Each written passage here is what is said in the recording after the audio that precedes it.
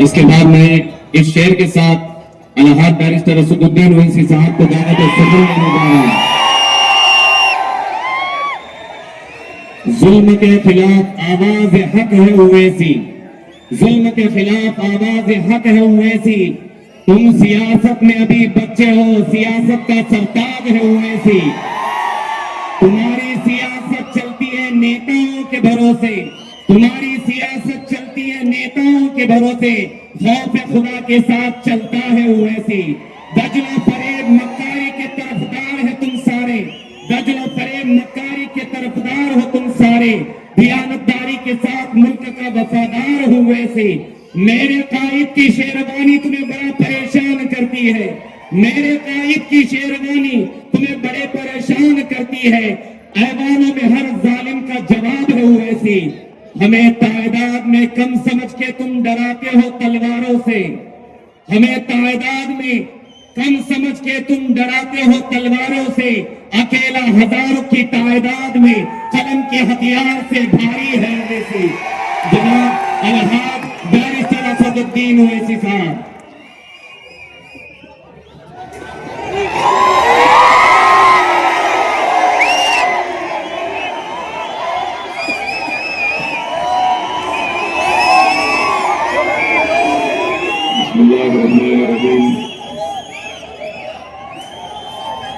अस्सलामुअलैकुम वरहमतुल्लाहि वबरकातुहू। मोअज़्ज़िज़ हाज़रीन इकराम, बुजुर्गान कौम और मिलत, मेरे सरदार माँ और बहनों, वयूर नौजवान साथियों, मैं आप तमाम का बेहद शुक्रगुजार हूँ कि आपने अपना कीमती वक्त निकाल कर कोल्हापुर के इस बल्दी इंतखाबात में मजलिस इत्तेहादुल मुस्लिमीन के जलसे में आपने शिरकत की और हस्ब रिवायत और हमेशा की तरह आप लोगों की यहाँ पर मौजूदगी, ये सरों का समंदर इस बात का पैगाम देता है कि इंशाअल्लाह ताला 15 तारीख के दिन मजलिस इत्तेहादुल मुस्लिमीन के उम्मीदवार जिस वार्ड से इलेक्शन लड़ रहे हैं, वहां पर इंशाअल्लाह एक तरफा वोट पतंग के निशान पर मजलिस इत्तेहादुल मुस्लिमीन को आप देंगे। मैं आप तमाम का शुक्रगुजार हूँ कि असेंबली इलेक्शन में भी कोल्हापुर की आवाम ने मजलिस इत्तेहादुल मुस्लिमीन को 61,428 वोट देकर आपने ताकत बख्शी। हम इलेक्शन नहीं जीत सके, मगर एक बात आपके सामने रखना जरूरी समझता हूं कि हम 61,000 वोट लिए, कामयाबी नहीं मिली, मगर हमारे हौसले पस्त नहीं है। आज भी मेरे दिल में जिद है कि मुझे सोलापुर से अपने एमएलए को कामयाब करना है और इंशाअल्लाह दुनिया देखेगी कि जो शख्स जिसकी मंजिलें जो हासिल करना चाहता अपनी जिंदगी में, मैंने अपने मरहूम वालिद से सुना कि कभी अक्लमंद मंजिलों को हासिल नहीं कर सकता, जो दीवाना होता है वो अपनी दीवानगी के आलम में अपने मंजिलों तक पहुंच जाता है। मजलिस इत्तेहादुल मुस्लिमीन मेरी जिंदगी है, मजलिस इत्तेहादुल मुस्लिमीन मेरी पहचान है। मजलिस इत्तेहादुल मुस्लिमीन के जरिए से अल्लाह ने मुझे सब कुछ दिया। अगर आज अल्लाह ने बोलने का सलीका मुझे अता किया तो मजलिस इत्तेहादुल मुस्लिमीन की वजह से। अगर आज अल्लाह ने मुझे दुनिया में पहचान दी तो मजलिस इत्तेहादुल मुस्लिमीन की वजह से।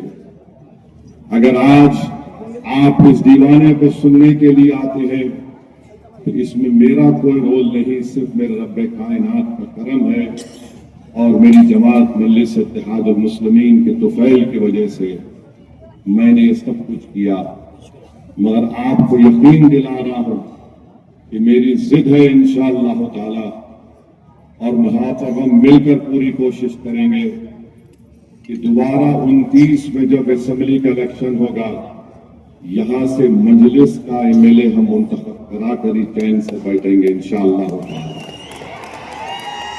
तो उस वक्त तक हमको और आपको मेहनत और जुस्तजू करना है। याद रखिए, आप और हम के खून के खतरे से पैदा किए गए हैं, और फिर वही खून के खतरे से पैदा होने के बाद हम इसी जमीन की खाक में चले जाने वाले हैं। मैं हमेशा अल्लाह से दुआ करता हूं कि अल्लाह, जब तू मुझे बुला लेगा इस दुनिया से, जब लोग मुझे याद करेंगे, तो कम से कम मेरी बुराइयां, मेरी कमजोरियां तो जो भी है वो मेरे रब को मालूम, मगर कोई ये ना कहे कि सदुद्दीन ओवैसी ने मिल्लत मुस्लिमा के साथ धोखा किया, कोई ये ना कहे कि सदुद्दीन ओवैसी ने उन लोगों का साथ छोड़ दिया जो उसके साथ चलते थे। अजीज दोस्तों और बुजुर्गों, मजलिस का काम बड़ा कठिन काम होता है, ये आसान काम नहीं है। जो लोग इस पार्टी में काम कर रहे हैं, मैं उनको एक बार नहीं 100 बार सलाम करता हूं, क्योंकि दूसरी पार्टी में जो लोग काम करते हैं उनको लालच क्या होती कि मैं कैसे सत्ता की कुर्सी पे आकर बैठ जाऊं, मैं कैसे मंत्री बन जाऊं, मैं कैसे खुला ओहदा हासिल कर लूं। भारत की सियासत में अगर कोई पार्टी बगैर मंत्री पद के, बगैर चेयरमैन पोस्ट के अगर कोई बेलौस तरीके से गरीबों के लिए काम कर रही है तो मजलिस इत्तेहादुल मुस्लिमीन। आप देख लो, जितने लोग दूसरी पार्टी में हैं वो ये सौदा कर कर आते कि मुझे क्या पद मिलेगा, मुझे क्या मिलेगा।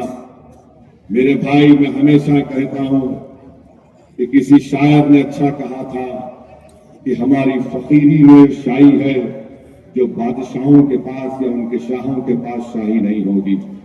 अल्लाह ने इस जमात पर बहुत बड़ा करम किया है। हिंदुस्तान, भारत के कोने कोने में आप चले जाइए, लोग मजलिस का नाम इज्जत और फख्र से लेते हैं। मैं अपनी बात कर रहा हूं, मुझे अल्लाह ने इज्जत से नवाजा तो यकीनन मेरे मरहूम वालिद की और मेरी माँ की दुआएं और अहले दिल की दुआएं इसमें शामिल हैं, और मजलिस इत्तेहादुल मुस्लिमीन की वजह से मुझे पहचान मिली है। आप दुआ यही करिए कि जब तक मैं जिंदा रहूं, सेहत से रहूं, और अल्लाह मुझे और तौफीक दे कि मैं जालिमों से पंजा आजमाई करते रहूं। अल्लाह मुझे ताकत सिर्फ इसलिए दे कि मैं तुम जैसे कमजोरों को नेता बनाकर इस दुनिया से चला जाऊं। यही मेरी जिंदगी का मकसद है। अल्लाह ने बहुत कुछ नेमतों से नवाजा, मगर एक चीज की हसरत है, एक चीज की दीवानगी है कि हमारा नेता हो विधानसभा में सोलापुर से, हमारा एमपी दोबारा मुंतखब हो महाराष्ट्र से, ये जमात मिल्लत मुस्लिमा की ताकत बन जाए पूरे भारत में, और इसी ख्वाब को पूरा करने के लिए दीवानगी की तरह इसको अपनी जिंदगी का ओढ़ना बिछोना बना चुका हूं। और यही वजह है कि अल्लाह सुब्हानहू तआला ने आप लोगों के दिल में मजलिस इत्तेहादुल मुस्लिमीन की मोहब्बत को पैदा किया। मैं फिर से कह रहा हूं, तुमको सदुद्दीन ओवैसी से बड़ा लीडर बनना है, तुमको सदुद्दीन ओवैसी से काबिल लीडर बनना है। कल तुमको क़यादत को, उस बोझ को उठाना, ये कांटों का ताज तुमको भी उठाना पड़ेगा। जो लोग आज इम्तियाज जलील के बारे में बकवास बोलते हैं या मजलिस के कायदीन के बारे में बकवास बोलते हैं, तुमको नहीं मालूम ये बोझ क्या होता है। रातों में उठकर परेशानी के आलम में सिर्फ अल्लाह को याद करके दुआ करना पड़ता है कि अल्लाह, इस सरजमीन पर तूने हमको जिम्मेदारी से सौंपा है। जालिम ताकतवर है परवरदिगार, और उसी वक्त दिल से आवाज निकलती कि परवरदिगार, जमीन और आसमान का तो खालिक तू है, तू दुनिया का निजाम चलाने वाला है, तो उनको कामयाबी से हमकिनार कर दे।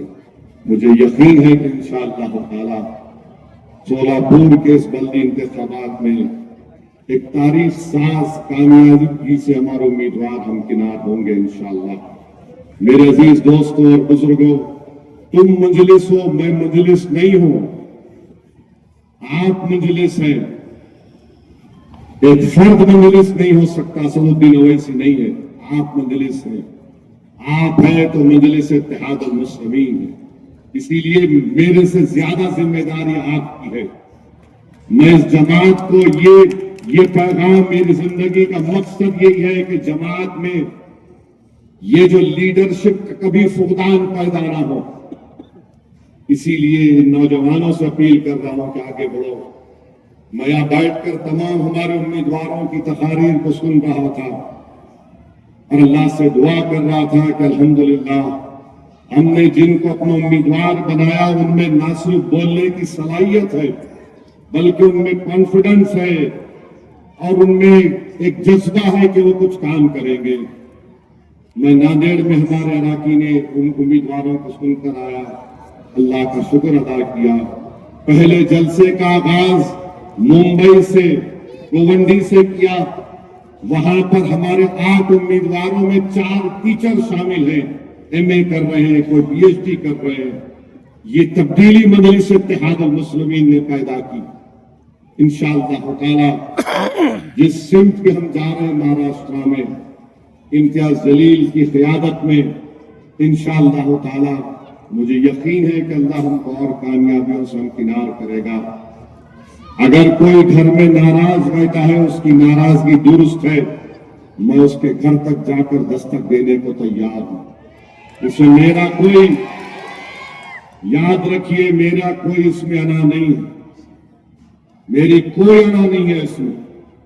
इसीलिए मैंने कहा कि अगर आप नाराज हैं और आपकी नाराजगी हक बजानिब है तो मुझे मेरा क्या जाता है, मैं बैठकर सुनने को तैयार हूं। मैं इंसान हूं। और याद रखिए, अगर आप मस्जिद में नमाज पढ़ रहे हैं और इमाम साहब से कोई गलती हो जाती है तो मस्जिद की दीवार पर बैठने वाला लुकमा नहीं दे सकता, इमाम साहब आप सूरह फातिहा पढ़ना भूल गए। ना इमाम साहब पर वाजिब है कि दीवार पर बैठने वाले की बात सुने। जो जमात में होकर बोलता है सुभान अल्लाह तो इमाम को याद आता है कोई गलती हो गई। तो इसलिए जमात में आइए, जमात में आकर इस जिम्मेदारी को कबूल करिए। और मैंने आपसे जो कहा, यकीनन मैं अभी तक उनका इस्तीफा नहीं कबूल किया। खैरिए, इस तरह के नारे लगाना ठीक नहीं। ना कबूल किया, ना करूंगा जब तक कि उनके बड़े, उनके वालिद से मुलाकात मेरी नहीं हो जाती। उनके वालिद बोलेंगे कबूल कर लूंगा। मगर आपसे अपील कर रहा हूं, मेरे एक सवाल का जवाब दे दो। अगर मैं कल सुबह तक मर गया तो मजलिस कोर्ट नहीं दोगे क्या? बोलो आप। अगर मैं कल मर गया तो तुम क्या मजलिस को छोड़ दोगे? मैं तुमको अल्लाह का वास्ता देता हूं, मेरी कोई हैसियत नहीं है जमात के सामने। हम सब जाने वाले हैं इस दुनिया से। तुमको असदुद्दीन ओवैसी से बड़ा लीडर बनना ये मेरी ख्वाहिश है। दिल में इखलास रखो, जज्बा रखो, कुर्बानियों देने का जज्बा रखो। तकालीफ उठाना पड़ता है। मैं अपनी बड़ाई बयान करने के लिए नहीं कह रहा हूं। मुझे पुलिस ने मारा 1999 में, मेरे सर पर 18 टाके लगे, ये हाथ की 4 उंगलियां टूट गई। जिंदगी भर के लिए मेरे स्पाइनल कॉर्ड में गैप है। मगर मेरे वालिद ने आकर कहा उठो यहां से, घर को चलो। लोगों ने कहा सालार बंद मनाओ। सालार ने कहा बंद नहीं मनाएंगे। मैं नाराज हो गया अपनी मां को जाकर कहा, दूसरे दिन मेरे वालिद ने दवा खाने से मुझे उठाकर बोला चलो। जब गाड़ी में जा रहा था तो पुलिस की जो लठों की मार थी उससे तकलीफ हो रही थी। मैंने अपने वालिद से बड़ी अपनी मां के पीछे खड़े होकर, क्योंकि हम अपनी वालिद की आंख में आंख नहीं डाल सकते थे, ये हमारी मोहब्बत थी, उनका एहतराम था। मैंने अम्मा को सामने रखकर कहा कि बाबा, लोग कह रहे थे बन क्यों नहीं मनाया आपने, तो मेरे वालिद ने कहा कि अगर तुम मर भी जाते तो बन नहीं बनाता था। मैं तुमको पहले ये बोलकर टिकट दिया था कि रास्ता आसान नहीं है, और मैं अपने बेटे के लिए मासूम मुसलमानों को मरते हुए नहीं देख सकता। ये मेरी सोच है, इस तरह मुझे बनाया गया। तो मेरे अजीज दोस्तों और बुजुर्गों, ये कठिन रास्ता है, आसान रास्ता नहीं है। बेनफ्स होकर काम करना पड़ता है, और अजर मिलेगा इंशाअल्लाह ताला अल्लाह के पास, अगर दुनिया में नहीं मिला। क्योंकि हमारा मकसद क्या है कि गरीब और मजलूम की मदद करना, चाहे वो मुसलमान हो या ना हो। तो मेरे अजीज दोस्तों और बुजुर्गों, माफी चाहता हूं, थोड़ा आपको समझाने में लग गया।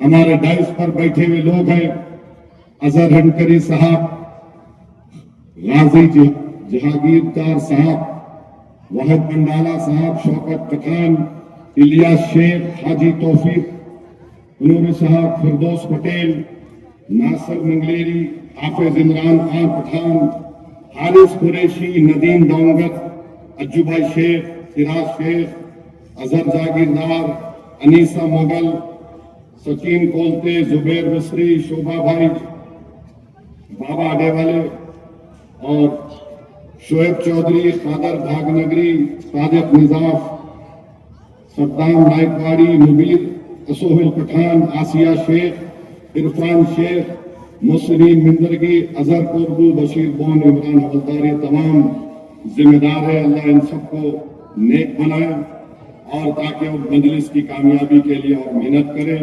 मेरी आपसे अपील है कि 15 तारीख के दिन आप मजलिस के पूरे उम्मीदवारों को कामयाब करिए। अरे जो 790 वोट लिया, उन्हें डरा 790 वोट लिया तो अपने आप को बेच के तेरे एरिया में मैं आऊंगा जुम्मे की नमाज पढ़ूंगा। याद रखो, तुम कमजोर लोगों को डराते। दिल्ली की पार्लियामेंट में 540 में अकेला खड़े होकर सबकी आंख में आंख डाल के बोलता है। आपकी जिम्मेदारी है कि जितने बागड़े पहलवान हैं उनको चारों खाने चित करना है। जो पहलवान है बोलना, तेरी पहलवानी पोलिंग के दिन नजर नहीं आएगी इंशाअल्लाह। और सुनो, जुए के कारोबार और हराम खाने वालों, तुम्हारे घर की खवातीन असदुद्दीन ओवैसी वोट देने वाली। तीसरी बात, पेट्रोल की कीमत क्या है सोलापुर में?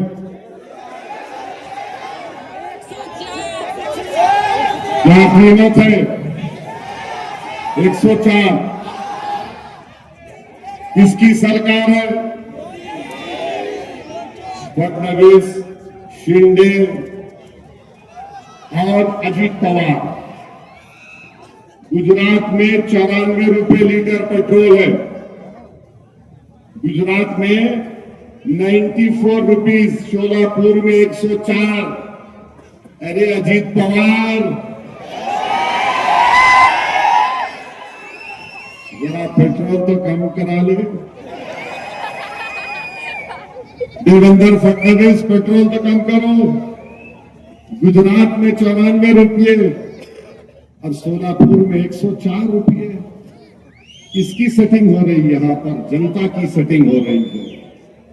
तीसरी बात मेरे भाई, क्यों नहीं सोलापुर पुणे की तरह बन सकता है?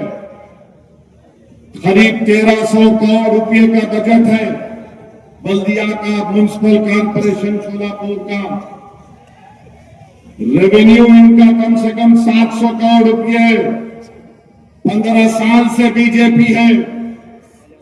क्या हुआ? यहां पर बारिश हुई, और फिर मेरे को बताया गया कि 433 करोड़ रुपए सुवर्ण जयंती स्कीम ड्रेनेज लाइन में इस्तेमाल हुए। अमृत स्कीम में 185 करोड़ रुपए इस्तेमाल हुए। फडणवीस, अजीत पवार, ये कहां गया पैसा? 433 करोड़ 185 करोड़ अमृत स्कीम में किसके जेब में चले गए? अजीत पवार, तुमने एक बार कहा था कि अगर डैम में पानी नहीं है तो क्या मैं मूत दूं? ये कहां चलेगा पैसा बताओ? सोलापुर की जनता का हक बनता है कि बताए ये पैसे कहां गए, किसने पैसे खा लिए? अरे कितना खाओगे तुम लोग? तुम्हारा पेट है या भारत का गड़ा है? भरता ही नहीं है। फिर फायर ब्रिगेड का है, आग लगी तो मंसूरी फैमिली जिंदा जल गई। 10 महीने का बच्चा उस आग के धुएं में घुटन से मर गया। इतना बड़ा शहर सोलापुर, 15 साल से इनकी सरकार, और फिर एक जान नहीं बचा सकते। फायर इंजन नहीं आया, ना उनके पास ऑक्सीजन, ना उनके पास कपड़े फायर इंजन के ओहदेदारों के पास। मेरे अजीज दोस्तों और बुजुर्गों, आपको 15 तारीख को इन्हीं चीजों पर देखकर वोट देना है। और मोदी जी बोलते हैं जल से नल, नल से जल। 8 दिन में एक बार नल, उसके बाद 7 दिन छुट्टी। इतना बड़ा शहर सोलापुर, 8 दिन में एक मरतबा पानी आता है। अजीत पवार, तुम यहां के पानी के या तुम ला रहे थे अपना पानी पुणे से? मेरे भाई, रात के अंधेरे में पानी आता है। मैं सलाम करता हूं हमारी सोलापुर की महिलाओं को, खवातीन को। हमारा तो उद्देश्य नहीं, वो बेचारी हमारी बेटी मां रात में उठ के हंस रहे तुम लोग। तुम्हारी बेटी जब रात में उठी तकलीफ होती नहीं होती तुम्हारे को? महिलाएं रात में उठ के पानी भरती है। पानी आया भी तो ऐसा आता, 2 खतरे 10 खतरे पंप लगाना पड़ता है। मुझे बताया गया कि पंप लगाने से हमारे दलित भाई को इलेक्ट्रिक का शॉक हुआ और मौत हो गई। मेरे भाई, यही मसलाओं के हल के लिए ये बल्दिया का इलेक्शन हो रहा। अगर आप इन चीजों को देखकर अपना वोट इस्तेमाल नहीं करेंगे तो फिर कब वोट डालेंगे? इतना बड़ा बजट है 1300 करोड़ के खरीद का, किसके जेब में पैसे जा रहे हैं? इस पर कोई बात ही नहीं हो रही है। और याद रखिए, अगर अजीत पवार को वोट पड़ा तो मोदी को वोट देने के बराबर है। आप मोदी को वोट देना चाहते? आप मोदी को वोट देना चाहते तो फिर अजीत पवार को वोट देंगे? अच्छा, वो जो जुए की कमाई पे, शराब की कमाई पे उन्हें बड़ा मारा है, उसको वोट देंगे? किसको वोट देंगे? वो जोर से बोलो, जोर से बोलो, इतनी जोर से बोलो कि मोदी का न सुनाई दे। किसको वोट देंगे 15 तारीख को? एक बार खड़े होकर बोलो, जोर से बोलो, कम लगा के बोलो। अब मजा, अब बैठो।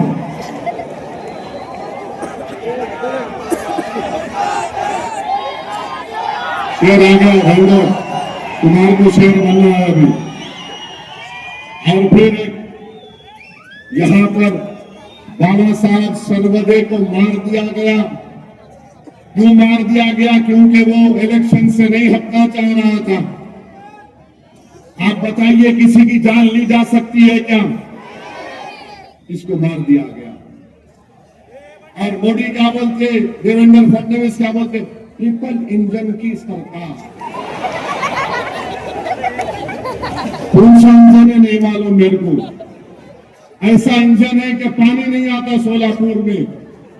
इस शहर को अगर ईमानदारी से कोई चलाएगा तो ये पूना से बेहतर शहर बन सकता है। यहां पर तालीमी इदारे खोल सकते हैं। सोलापुर की टेक्सटाइल इंडस्ट्री, यहां पर उसको जीआई टैग है। मोदी जी जब से आए बंद कर दिया उसको। 2014 में मोदी ने कहा था मैं भाइयों बहनों मैं खोल दूंगा, अब ट्रंप खोल रहा है पूरा। सिविल हॉस्पिटल है, बदहाली में है। मेरे अजीज दोस्तों और बुजुर्गों, याद रखिए ये मसाइल के हल के लिए आपको 15 तारीख के दिन मजलिस इत्तेहादुल मुस्लिमीन को वोट देना है। मैं आपको बताना चाह रहा हूं कि लोग आ रहे हैं। देवेंद्र फडणवीस में, शिंदे ने और अजीत पवार ने मिलकर यह तय किया। ये हैदराबाद की कहावत है, तू रोए ऐसा कर मैं तेरे को मारे ऐसा करता हूं। बंबई में बैठकर, मुंबई में बैठकर मलाई खाते तीनों। मैं आधी प्लेट खाता हूं, तू कौन खा ले, तू कौन खा ले। अब यहां आके बोल रहे नहीं नहीं हम अलग है। याद रखो अजीत पवार इतना कमजोर मोम का बना हुआ है, मोम का। पुणे में पिंपरी चिंचवड के इलेक्शन में कुछ बीजेपी के खिलाफ बोल दिए इन्हों, शाम तक इनको फोन आ गया, वापिस लो। उन्होंने बोले नहीं नहीं मैं ऐसा नहीं बोल रहा था, मैं ऐसा बोल रहा था। चुनाचे क्योंकि बोल के वापिस ले लिए, अपने अल्फाज को उगल लिए। अजीत पवार साहब आप ये समझ रहे कि असदुद्दीन ओवैसी से मुकाबला आपके चिचा के जैसा मुकाबला होगा? नहीं होगा। मेरा नाम असदुद्दीन ओवैसी है। तुम्हारे जैसे 56 अजीत पवार को जेब में डाल के फिरेगा। वक्त का कानून बन रहा था तो तुमने मोदी का साथ दिया। बोला अजीत पवार मेरी मस्जिद को छीनने का कानून बनाया गया, मस्जिद दरगाह खानका को छीनने का कानून बनाया गया, तुमने वो कानून बना दिया। जब ये आते हैं घड़ी का निशान वाले, पूछो उनको मस्जिद का कानून क्यों बनाया छीनने के लिए, जवाब दो। दरगाह और कब्रिस्तान और ईदगाह को छीनने का कानून क्यों बनाया गया, जवाब दो। इस मुकाम पर नमाज इशा हुई ईदगाह है, ये कानून ऐसा बनाया गया कि कलेक्टर उसको हुफल डाल सकता है, खुदा ना खास्ता। ये कानून बनने के बाद पहला इलेक्शन है। अगर आज तुम खामोश हो जाओगे, अगर आज तुम अपने गम और गुस्से का जमहूरी तरीके से इजहार नहीं करोगे तो फिर हमारा जीना किस लिए है बताओ। मेरी पहचान ओवैसी की पहचान मेरी मजहबी पहचान भी है।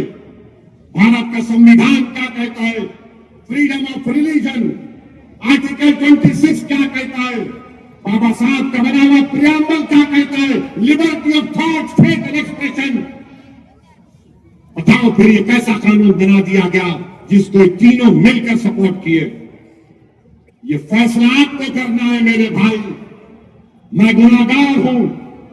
कोई मुसलमान चाहे शराब भी पीता होगा जो गुनाह है, मगर खुदा की कसम अगर उससे पूछेंगे तू मस्जिद का सौदा कर सकता क्या, तो बोतल उठाकर जमीन पर फेंक कर बोलेगा मैं गुनाहगार हूं मगर अल्लाह के घर का सौदा नहीं कर सकता। आज वो कानून बना दिया गया। तो मेरे अजीज दोस्तों और बुजुर्गों, आपको एक अच्छा फैसला लेना, तो ये नहीं समझना कि मैं शराबियों की तारीफ कर रहा हूं। मुझे शराब से नफरत है, शराबी से नहीं है। मुझे बुरे से नफरत नहीं है, बुराई से नफरत है। हमको इंसान से ये जो बुरा करते नारे बहुत गंदा है नहीं मालूम मेरे भाई। अगर अल्लाह उसको हिदायत देगा तो वक्त का वली ना बन जाए वो। तो हमको और आपको 15 तारीख के दिन सोच समझकर अपने वोट का इस्तेमाल करिए। 61,000 वोट मिले हमको मगर मैंने नहीं बना, तो क्या हमारी हिम्मत और हौसला पस्त हो गया? बताओ, क्या आप आज भी तैयार है मजलिस को वोट देने के लिए? कहीं आपके हौसले पस्त तो नहीं हो गए? मेरे भाई, मेरे हौसले तो पस्त नहीं हुए हैं, क्योंकि रोज पार्लियामेंट में तुम्हारा ये खादिम अकेला खड़े होकर लड़ता है उन तमाम लोगों से और उनको बेबाक तरीके से सच्चाई को बयान करने की कोशिश करता हूं। मैं तो कभी ना थका ना कभी झुकूंगा इंशाअल्लाह ताला। अल्लाह जब तक मुझे जिंदा रखेगा या तो थक जाऊंगा या लटक जाऊंगा, मगर तुमको झुकने नहीं दूंगा इंशाअल्लाह। तो 15 तारीख के दिन मेरे अजीज दोस्तों और बुजुर्गों, मजलिस को वोट देना है, बटन के निशान पर बटन दबाना है, इत्तेहाद को मजबूत करना है। बीजेपी जब से इख्तिदार पर आई है, मॉब लिंचिंग हो रही है। अब तो मॉब लिंचिंग इतनी बढ़ चुकी कि उत्तराखंड में एक त्रिपुरा का ट्राइबल बच्चा जो एमबीए कर रहा है, क्योंकि उसका चेहरा अलग है तो उसको क्या क्या गलीज नाम से पुकार कर मार मार कर उसको खत्म कर दिया गया। उसका बाप कौन है? वो बीएसएफ का सिपाही है जो भारत की सरहद पर भारत की हिफाजत करता है। मैं तकलीफ मुझे महसूस होती है कि उस बाप पर क्या गुजर रही होगी। अपने खानदान को छोड़कर वो सरहद की हिफाजत कर रहा है और भारत के अंदर जालिमों ने उसके बेटे को चिंकी पिंकी कहकर जान ले ली उसकी। कोई पूछने वाला नहीं है क्योंकि ट्राइबल है। उड़ीसा में एक मुसलमान को बांग्लादेशी कहकर पीट दिया गया। नवादा बिहार में एक मुसलमान को बांग्लादेशी कहकर उसकी पैर की उंगलियां काट दिए, कान काट दिए, जिस्म में राख मार दिए, वो मर गया। जलगांव का सुलेमान पठान को पकड़ पकड़ कर मारा, जान चले गई नौजवान बच्चे की। सुलेमान पठान के वालिद को जब उसका वीडियो सुना, मैं सर पकड़ कर बैठ गया। बाप कह रहा है कि मारने वाले मेरे बेटे के बचपन के दोस्त थे, मारने वाले मेरे बेटे के बचपन के दोस्त थे।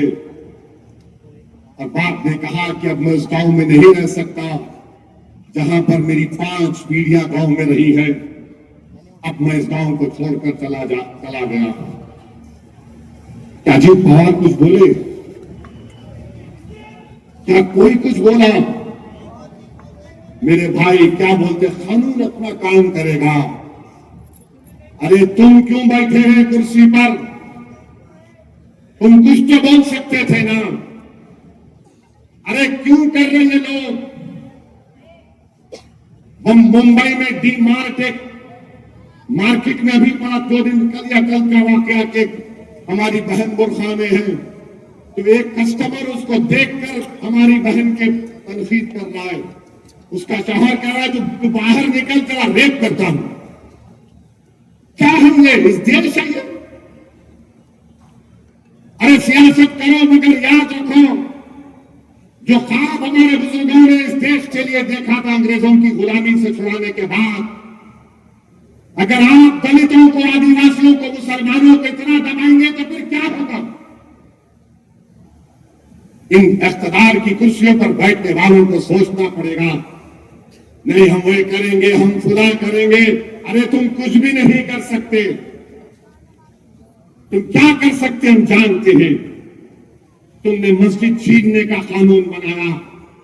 आपको मालूम, अगर सोलापुर में 100 साल पुरानी कोई दरगाह या खानखा या मस्जिद है जो प्रोटेक्टेड मॉन्यूमेंट है आसार कदीमा ASI में, मोदी और अजीत पवार ने कानून बना दिया कि उसका मालिक वक्फ नहीं होगा, उसका मालिक आर्कियोलॉजिकल सर्वे ऑफ इंडिया होगा। कभी भी उस मस्जिद को, दरगाह को ताला लगा देंगे। और तुम देखना संभल की मस्जिद में क्या होगा। यह कानून बनाया जा रहा है और तुम साबित गफलत में हो। तुम हरकत का नाम नहीं लेना चाहते।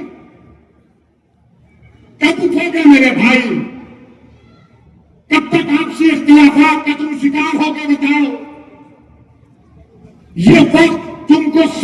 पिला हुई दीवार की तरह मुत्तहिद रहना है।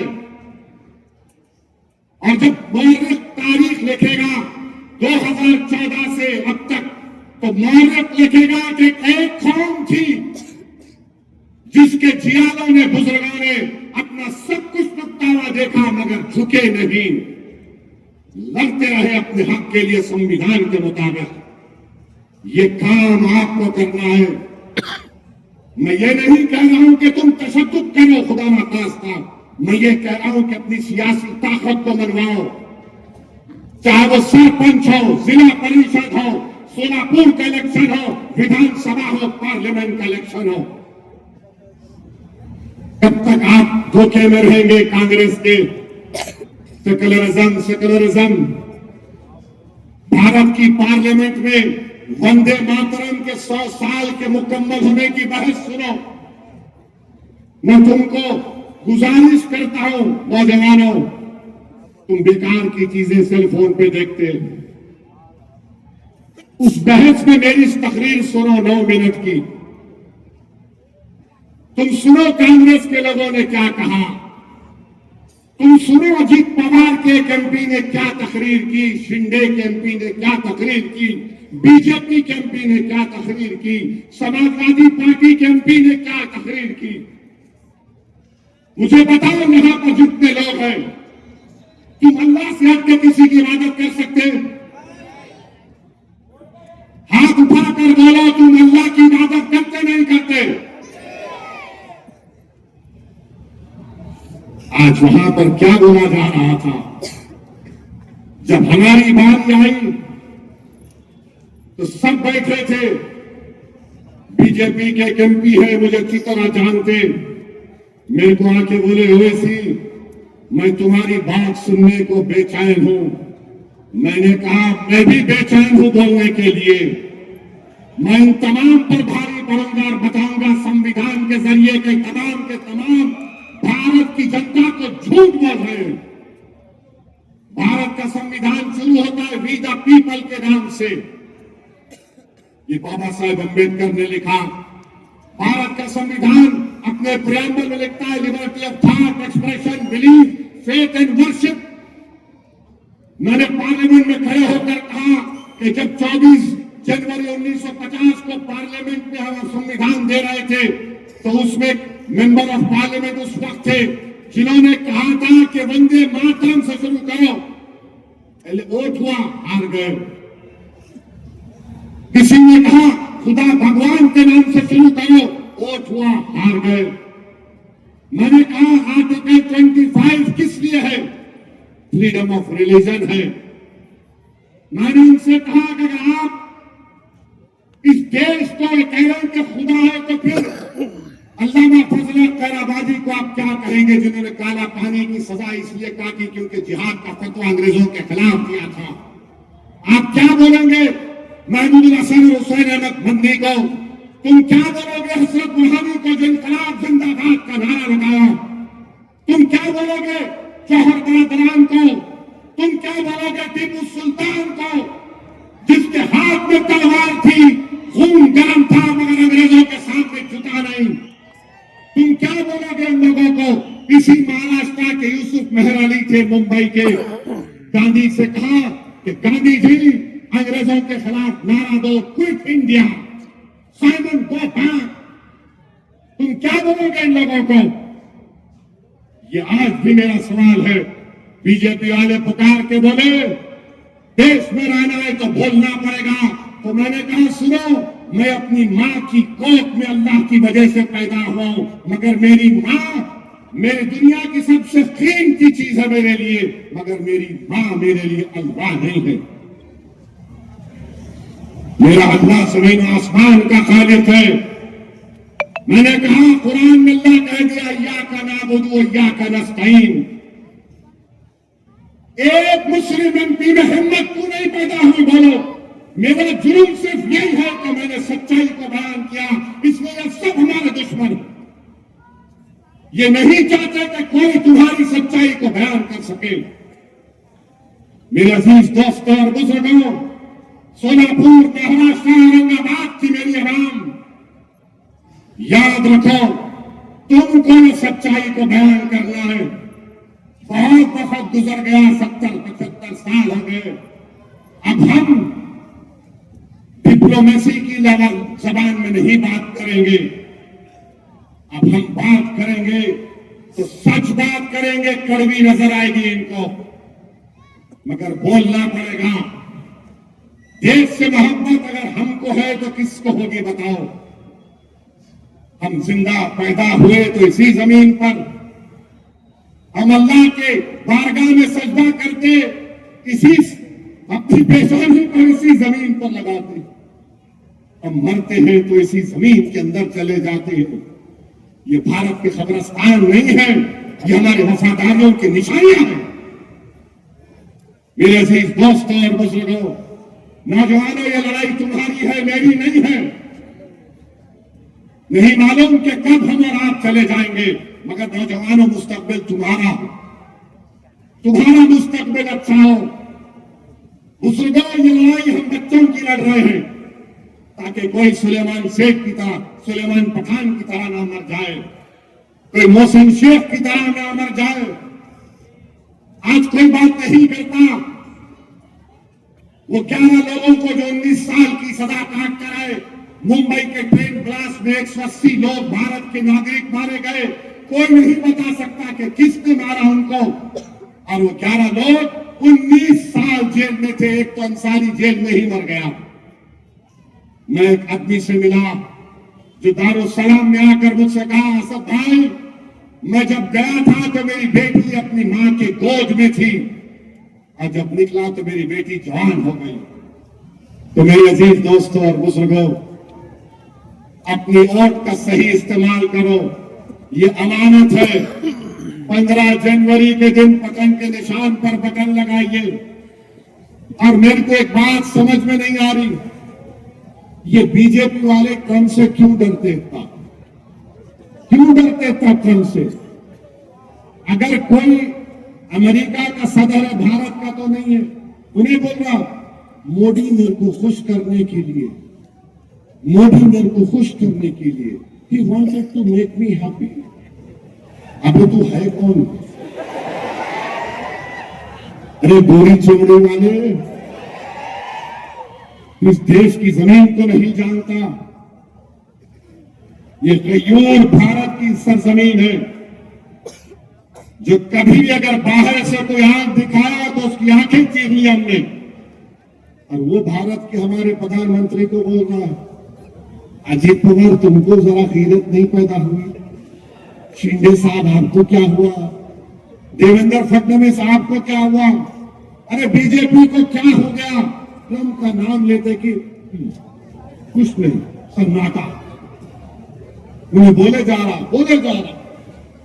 मेरे अजीज दोस्तों और बुजुर्गों, ये बड़ी बड़ी बातें करते हैं बीजेपी वाले, मगर चीन अब बोल रहा है कि वो जंग रुका दिए। बहरहाल अजीज दोस्तों और बुजुर्गों, मैं जब यहां पर सोलापुर में समय इलेक्शन में इसी मुकाम पर आया था, 15 मिनट की बात करा था, बोला था। ये मीडिया ने बहुत चला, आपको थैंक यू। अब कुदरत का निजाम देखो, कुदरत का निजाम देखो। 15 के दिन ही कॉलेज है, 15 तारीख के दिन क्या होगा? 15 तारीख के दिन क्या होगा? 15 तारीख के दिन 15 मिनट नहीं, 10 घंटे का खाली बटन दबा दबा दबा दबा। हर एक बटन को पढ़ना चाहिए। अपना सेलफोन का लाइट खोलो, पूरे खोलो, उम्मीद करो, नहीं खोलो, पूरे खोलिए, ताकि बीजेपी को, शिवसेना को, अजीत पवार को मालूम हो जाए आप कुछ नहीं होने वाला है सोलापुर में इंशाअल्लाह ताला। वहां पर पतंगी रहेगी इंशाअल्लाह।